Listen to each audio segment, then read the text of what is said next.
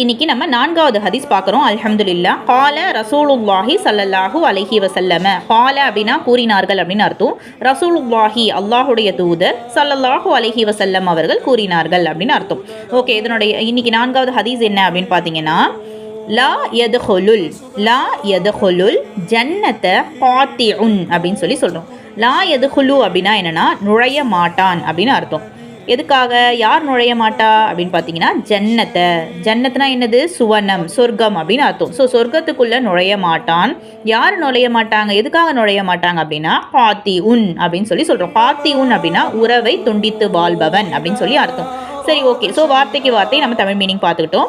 So இதுக்கான full meaning என்ன அப்படின்னு பார்த்தீங்கன்னா, நபி ஸல்லல்லாஹு அலைஹி வஸல்லம் அவர்கள் கூறினார்கள், உறவை துண்டித்து வாழ்பவன் சுவனம் செல்ல மாட்டான். சுப்ஹானல்லாஹ். ஸோ இந்த ஹதீஸின் மூலமா நம்ம என்ன பண்ணணும், உறவை பேணி வாழ்றதோடைய சிறப்பை பற்றி நம்ம அறிந்து கொண்டோம். அல்ஹம்துலில்லாஹ்.